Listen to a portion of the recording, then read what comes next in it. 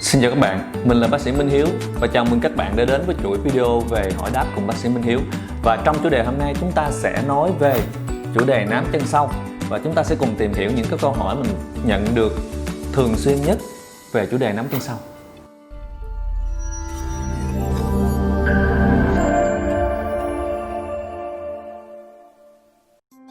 Câu hỏi đầu tiên, nám chân sau có chữa được không? Và trong những video lần trước thì mình cũng đã nhắc tới cái vấn đề này. Có nghĩa là với cái công nghệ tiên tiến hiện nay thì nám chân sau hoàn toàn có thể điều trị dứt điểm được.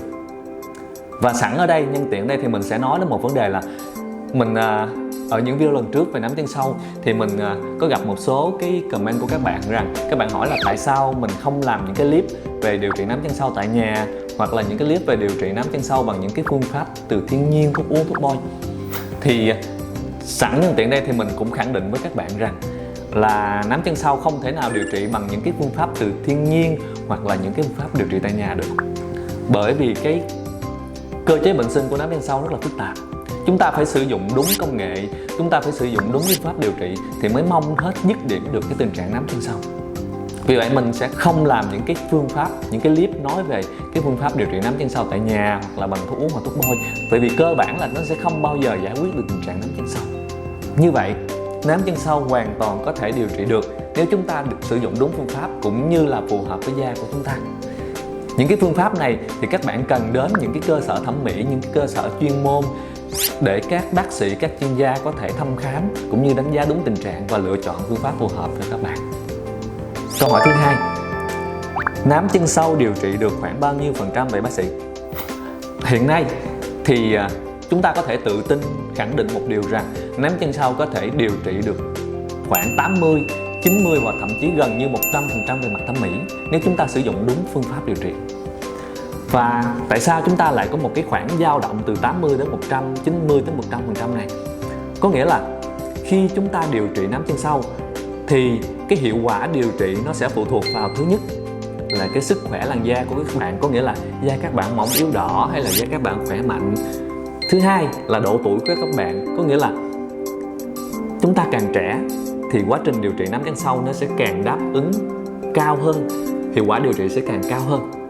Thứ ba đó chính là cái tình trạng nám chân sau của chúng ta nó sâu như thế nào, có nghĩa là cái cơ địa nám chân sau nó sâu hay là nó nông. Tại vì càng sâu thì chúng ta sẽ càng khó tác động và chúng ta sẽ khó điều trị. Và một phần nữa là cái tình trạng công việc của chúng ta tiếp xúc nhiều với tia UV hay không, hoặc là có tiếp xúc nhiều với những chất độc hại mà gây kích ứng hoặc dị ứng trên da hay không. Cái khả năng điều trị của nám chân sau, cái hiệu quả điều trị của nám chân sau nó phụ thuộc vào những yếu tố trên. Tuy nhiên nó sẽ nằm trong khoảng từ 80 đến khoảng 95% là giá trị trung bình khi chúng ta điều trị nám chân sau. Câu hỏi thứ ba, nám chân sau có bị tái lại hay không? Và để trả lời câu hỏi này thì các bạn cũng cần biết là trên thị trường hiện nay có rất là nhiều phương pháp điều trị nám chân sau. Và cũng có phương pháp rất là phức tạp như là những phương pháp công nghệ cao, cũng có những phương pháp đơn giản như là thuốc uống, thuốc bôi. Và như mình đã, cái quan điểm cá nhân của Hiếu là thuốc uống thuốc bôi sẽ không điều trị được nám chân sau. Vì vậy chúng ta sẽ không nói đến những cái phương pháp như thuốc uống thuốc bôi, mà chúng ta sẽ bàn đến những cái phương pháp điều trị đúng và điều trị đủ, đó là công nghệ cao. Và nếu chúng ta điều trị công nghệ cao, chúng ta điều trị đúng và đủ, cũng như là chúng ta bảo vệ da chúng ta tốt thì nám chân sau hoàn toàn không tái lại. Và có một cái thực tế là trong kinh nghiệm điều trị lâm sàng của mình thì tất cả những khách hàng điều trị nám chân sau thì chưa có trường hợp nào bị tái lại hết. Đó cũng là tin vui cho mọi người, nghĩa là chúng ta sẽ có một cái kỳ vọng nào đó đúng đắn về nám chân sau. Nám chân sau điều trị đúng, điều trị đủ, điều trị đúng khoa học, điều trị đúng da thì sẽ không bao giờ bị tái lại.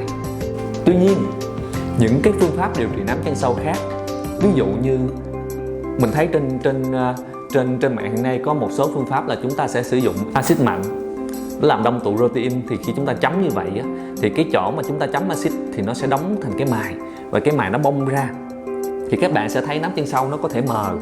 Đó là một phương pháp chúng ta gọi là thay da hóa học. Tuy nhiên cái hiệu quả của phương pháp này nó phụ thuộc vào nhiều yếu tố, và một trong những yếu tố quan trọng nhất là cái độ sâu của cái phương pháp thay da. Bởi vì các bạn cũng hiểu nám chân sau nó nằm rất là sâu, mà chúng ta thay da, chúng ta lột những cái lớp ở trên nông, trên cạn thì nó sẽ không giải quyết được gốc rễ của tình trạng nám chân sau. Thì như vậy nó sẽ có nguy cơ bị tái lại. Còn nếu chúng ta điều trị bằng phương pháp thay da hóa học, chúng ta chấm axit mà chúng ta chấm sâu á, thì có thể nó sẽ giải quyết được dứt điểm tình trạng nám chân sâu, nhưng mà nó cũng có một cái hệ lụy, một trong những cái biến chứng mà mình thường gặp ở làn da người Việt Nam, đó chính là bạch biến, mất sắc tố và tình trạng sẹo lẫn hoặc sẹo lồi trên da của chúng ta. Như vậy á, những cái phương pháp mà có bong tróc hoặc là những phương pháp thay da hóa học có thể điều trị được dứt điểm nám chân sâu. Tuy nhiên nó phụ thuộc rất nhiều vào cái cách chúng ta sử dụng cũng như là cái tay nghề của người làm chuyên môn. Như vậy tóm lại, nám chân sâu có tái lại hay không còn tùy thuộc vào phương pháp điều trị của chúng ta. Nếu chúng ta điều trị đúng, chúng ta điều trị đủ và chúng ta bảo vệ da tốt thì nám chân sâu sẽ không bao giờ bị tái lại. Nhân đây thì mình cũng nói, cũng giải thích cho các bạn một cái câu mà các bạn hay thắc mắc là tại sao điều trị nám chân sâu lại không bị tái lại. Thì các bạn cũng hiểu cơ chế bệnh sinh của nám chân sâu á, là chúng ta tình trạng tăng số lượng melanocyte. Melanocyte là tế bào sinh sắc tố trên da, nó giống như một cái nhà máy sản sinh sắc tố cho da của chúng ta. Thì khi mà số lượng nó tăng như vậy đó, nó gây nên những cái đốm nám chân sâu. Vì vậy khi mà chúng ta sử dụng đúng phương pháp, chúng ta điều trị đúng á, thì cái số lượng những cái melanocyte này nó sẽ trở về sinh lý bình thường, cân bằng sinh lý bình thường của cơ thể. Thì như vậy á, nó sẽ không có nguy cơ hoặc rất là hiếm nguy cơ bị tái lại. Câu hỏi tiếp theo: bác sĩ ơi, làm cách nào để em phân biệt nám chân sâu và tàn nhang?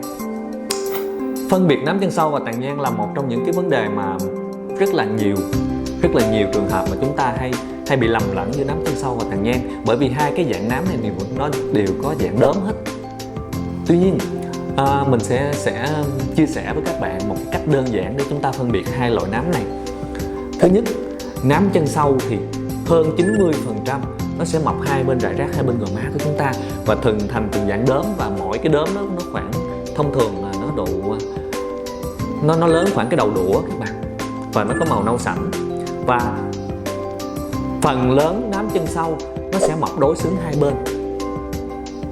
Còn tàn nhang thì một số trường hợp tàn nhang đó, chúng ta bị lầm nám chân sâu là vì tàn nhang có thể nó cũng to như cái đầu đũa vậy. Tuy nhiên tàn nhang thì thông thường nó sẽ mọc rải rác trên da của chúng ta và nó phụ thuộc vào ánh nắng, có nghĩa là mùa hè mà chúng ta nhiều cái lượng tia UV, chúng ta nhiều nắng thì có thể tàn nhang nó sẽ đậm hơn. Hoặc ngược lại mùa đông thì tàn nhang nó sẽ mờ đi. Và tàn nhang thì thông thường nó sẽ mọc rải rác trên khắp gương mặt của chúng ta chứ không có theo quy luật nào cả. Và nó sẽ xuất hiện nhiều nhất ở những nơi mà chúng ta tiếp xúc nhiều với ánh nắng. Như vậy cái điểm khác biệt cơ bản giữa tàn nhang và nám chân sâu là tàn nhang thì nó mọc rải rác, nó mọc không có quy luật nào hết. Còn nám chân sâu thông thường nó sẽ mọc đối xứng hai bên gò má của chúng ta. Tuy nhiên các bạn phải hiểu rằng một số trường hợp là chúng ta rất là dễ lầm tưởng giữa nám chân sâu và tàn nhang, từ đó khiến cho cái sự kỳ vọng điều trị của chúng ta nó bị sai lệch. Vì vậy cái lời khuyên của mình là tốt nhất các bạn nên được thăm khám và chẩn đoán chính xác bằng máy soi da hoặc là bằng sự thăm khám của các bác sĩ và chuyên gia tại những cái phòng khám da liễu thẩm mỹ. Rồi, câu hỏi tiếp theo: nám chân sâu có ảnh hưởng gì đến sức khỏe làn da hoặc sức khỏe cơ thể hay không bác sĩ? Câu hỏi này cũng rất là hay. Thực tế thì nám chân sâu sẽ không ảnh hưởng gì đến sức khỏe làn da cũng như là sức khỏe của toàn cơ thể hết. Có nghĩa là nó chỉ tồn tại theo 5 tháng và nó làm mất cái thẩm mỹ của chúng ta thôi. Tuy nhiên có một thực tế rằng nó sẽ ảnh hưởng rất nhiều đến cái tâm lý xã hội của chúng ta. Bởi vì theo những nghiên cứu mới nhất gần đây thì cái gánh nặng tâm lý, cái áp lực tâm lý khi chúng ta bị nám chân sâu đối với giao tiếp xã hội là cực kỳ lớn. Bởi vì nám chân sâu nó đeo chúng ta dai dẳng và nó làm chúng ta mất tự tin khi mà chúng ta giao tiếp xã hội. Vì vậy tuy nó không ảnh hưởng đến sức khỏe làn da, nó sẽ không ảnh hưởng đến sức khỏe toàn cơ thể, nhưng nó ảnh hưởng đến cái gánh nặng tâm lý, cái sức khỏe tâm lý của chúng ta rất là nhiều. Và cái sức khỏe tâm lý là một trong những yếu tố ảnh hưởng đến sức khỏe toàn thân, một trong những yếu tố cũng ảnh hưởng rất là lớn đến sức khỏe toàn thân của chúng ta. Vì vậy theo mình, nám chân sâu cũng sẽ ảnh hưởng một phần nào đó đến sức khỏe của chúng ta nếu mà chúng ta gặp những cái áp lực về tâm lý, chúng ta gặp những cái áp lực về giao tiếp xã hội. Vì vậy mình mong rằng các bạn sẽ có những cái phương pháp điều trị đúng đắn để chúng ta cải thiện được cái nét thẩm mỹ, cải thiện được cái làn da của chúng ta, để từ đó chúng ta sẽ tự tin hơn, đẹp hơn trong mắt mọi người và từ đó chúng ta sẽ thấy yêu đời hơn.